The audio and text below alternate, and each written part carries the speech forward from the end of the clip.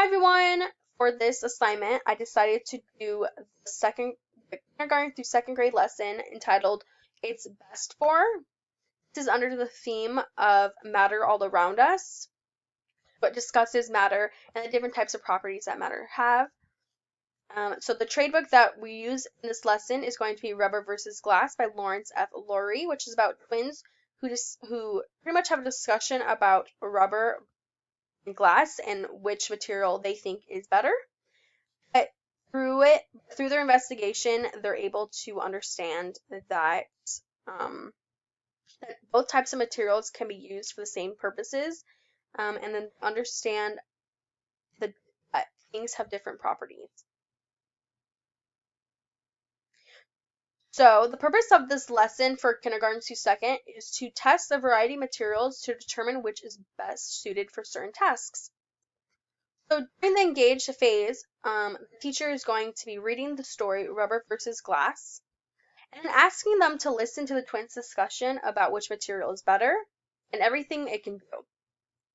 We're going to reread the book, and then students are going to use evidence from the text to answer what objects are made of rubber and which objects are made of glass.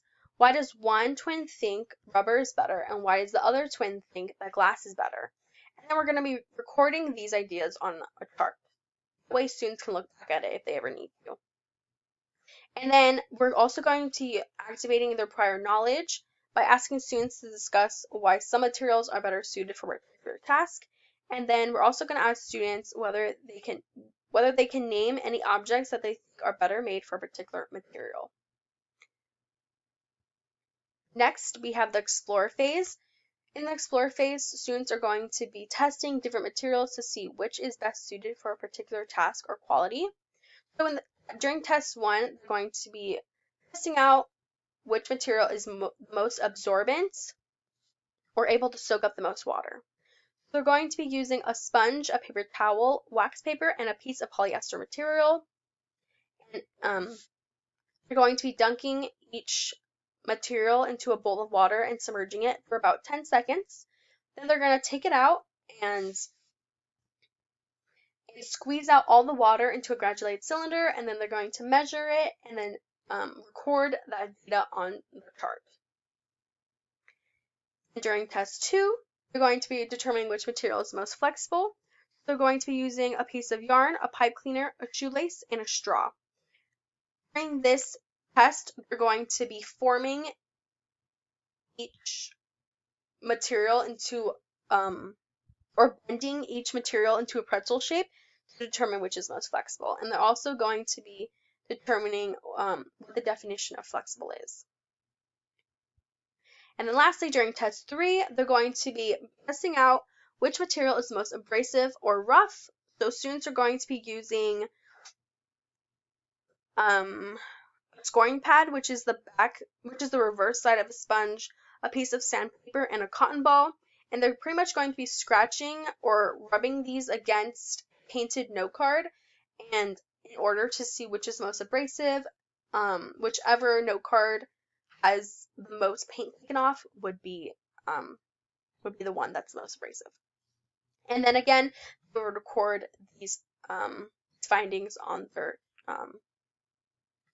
chart. Next up, during the explain phase, once students have tested all the different materials, they're going to be put into groups, and then they're going to answer these questions. So, for example, they're going to explain the terms absorbent, flexible, and abrasive. They're also going to be discussing which material were best suited for each particular purpose and why, and how they got those, and how they got their answers. And then they're just going to be asking to return to materials testing sheet, and they're going to write one sentence or draw a picture about each test that answers the initial question below, along with their evidence that supports their conclusions. Next, we have the elaborate phase. So during this phase, students are going to be asked to design their own question to test that would identify the best materials for a particular purpose. So for instance, they can test strength, hardness, and or texture. So they pretty much be creating their own experiment and creating their own hypothesis and, and pretty much like their own scientific method. And then lastly, we have the evaluate phase.